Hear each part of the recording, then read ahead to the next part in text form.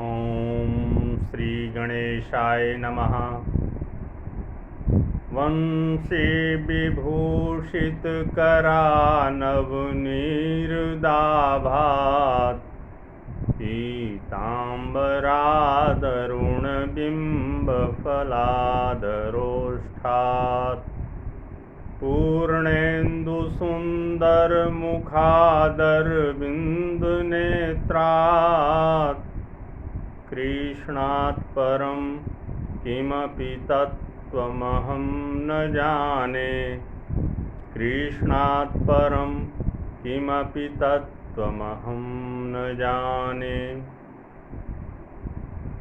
मैं वेंकटेश शर्मा, सहायक प्राध्यापक, गुरुकुल संस्कृत महाविद्यालय बैरगनिया सीतामढ़ी, आज की ऑनलाइन कक्षा में शास्त्रीय सामान्य एवं शास्त्रीय प्रतिष्ठा तृतीय खंड के विद्यार्थियों का हार्दिक स्वागत करता हूं। आज की कक्षा भी कल की भांति भारतीय दर्शन की है। आज हम लोग आस्तिक दर्शन के बारे में जानेंगे। हालांकि कल भी इसके संबंध में कुछ चर्चा हुई थी। आस्तिक दर्शनों के भी कई उपवर्ग किए गए हैं। न्याय और वैशेषिक दर्शन विश्वात्मा और परमात्मा के संबंध में समान मत रखने के कारण दोनों को संयुक्त रूप से न्याय वैशेषिक दर्शन कहते हैं। इसी प्रकार सांख्य और योग दर्शन के पुरुष और प्रकृति के समान सिद्धांत को स्वीकार करने का उन्हें संयुक्त रूप से सांख्य योग दर्शन कहते हैं। इन चारों दर्शनों पर वेद का प्रभाव परोक्ष रूप से हुआ है और उनका विकास स्वतंत्र रूप से हुआ है। इसके विपरीत मीमांसा और वेदांत दर्शन पूर्णतया वेद पर आधारित हैं। जहाँ मीमांसा वेद के प्रथम अंग कर्मकांड पर आधारित है, वहीं वेदांत वेद के द्वितीय अंग ज्ञान कांड पर आधारित है। दोनों के वेद पर आधारित होने के कारण कभी कभी उन्हें एक ही नाम से मीमांसा से भी संबोधित किया जाता है, अथवा मीमांसा दर्शन को पूर्व मीमांसा या कर्म मीमांसा तथा वेदांत दर्शन को उत्तर मीमांसा या ज्ञान मीमांसा कहा जाता है। संक्षेप में भारतीय दार्शनिक संप्रदायों को निम्न चार्ट के अनुसार समझा जा सकता है। भारतीय दार्शनिक संप्रदाय, इनको दो वर्गों में विभक्त किया गया है। पहला आस्तिक, दूसरा नास्तिक। आस्तिक के भी दो संप्रदाय हुए हैं, वैदिक ग्रंथों पर आधारित और स्वतंत्र आधार वाले। वैदिक ग्रंथों पर आधारित दर्शन में कर्मकांड पर आधारित मीमांसा और स्वतंत्र आधार वाले वैदिक ग्रंथों पर आधारित दर्शन में न्याय, वैशेषिक, सांख्य, योग आदि दर्शन आते हैं। और नास्तिक दर्शन में चार्वाक, बौद्ध और जैन दर्शन आते हैं।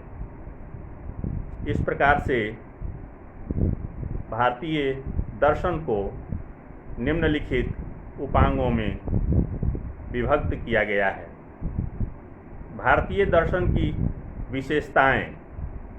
भारतीय दर्शन के विभिन्न संप्रदायों में कुछ मूलभूत अंतर होने के बावजूद उनकी कुछ विशेषताएं सभी के लिए सामान्य हैं।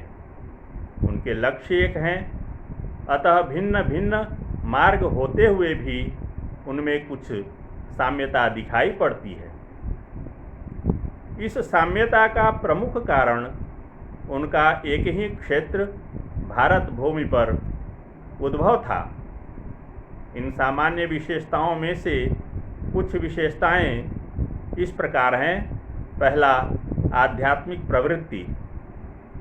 भारतीय दर्शन के सभी संप्रदाय ऋषि चारवाक को छोड़कर आध्यात्मिक प्रवृत्ति रखते हैं। एक अनंत सत्ता, परलोक तथा आत्मा में विश्वास करने के कारण ही उनमें आध्यात्म से गहरा संबंध स्थापित हुआ है।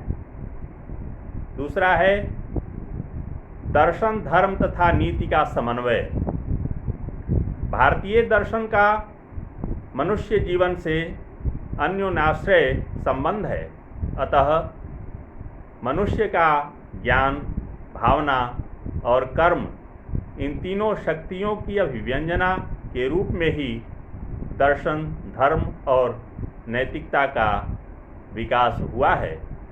जिस प्रकार इन तीनों शक्तियों में से किसी एक के अभाव में मनुष्य पूर्ण नहीं होता, उसी प्रकार दर्शन, धर्म और कर्म में से किसी के भी अभाव में पूर्ण ज्ञान नहीं हो सकता।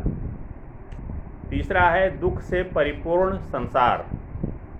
भारतीय दर्शन की एक महत्वपूर्ण विशेषता यह है कि यहाँ के दार्शनिकों ने संपूर्ण संसार को दुखमय माना है।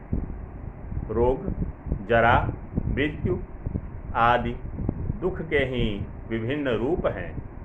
अतः दुखों के कारण उत्पन्न आध्यात्मिक असंतोष और उससे निजात पाने के उपाय ढूंढने के प्रयास को ही भारतीय दर्शन की उत्पत्ति का कारण माना गया है।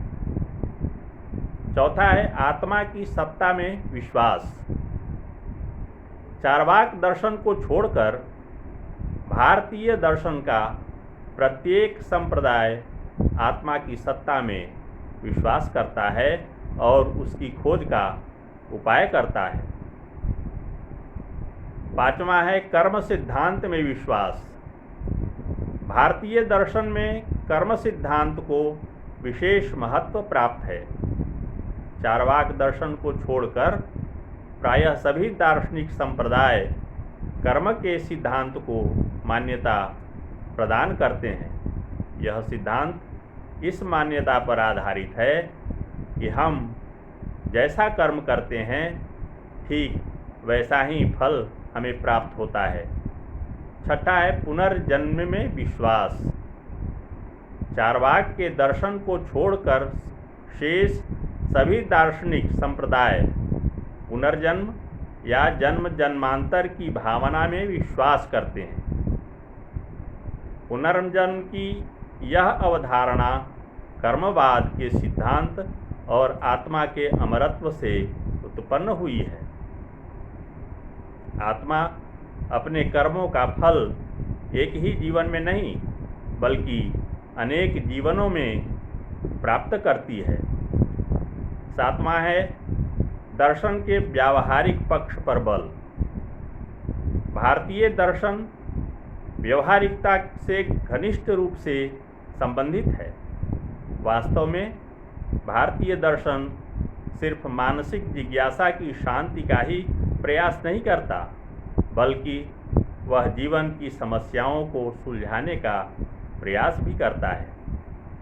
डॉक्टर राधाकृष्णन के शब्दों में भारत में दर्शन जीवन के लिए है। आठवां है अज्ञानता ही बंधन का मूल। ऋषि चारवाक को छोड़कर शेष सभी भारतीय दार्शनिक अज्ञान को ही बंधन का मूल कारण मानते हैं। अज्ञान के वशीभूत होकर ही मनुष्य दुख झेलता है और एक जन्म से दूसरे जन्म में भटकते रहता है। भारतीय दर्शन इसी अज्ञानता को दूर करने का प्रयास करता है। 9वां है ज्ञान प्राप्ति हेतु योग का महत्व। भारतीय दर्शन तत्वज्ञान के साथ साथ उसके अनवरत चिंतन एवं अभ्यास अर्थात योग पर विशेष बल देता है। अतः ज्ञान प्राप्ति के लिए मन और वचन के साधना पक्ष पर भी ध्यान दिया गया है। इस प्रकार से आज की कक्षा समाप्त होती है। कल पुनः हम लोग इसी प्रसंग को आगे बढ़ाएंगे। धन्यवाद।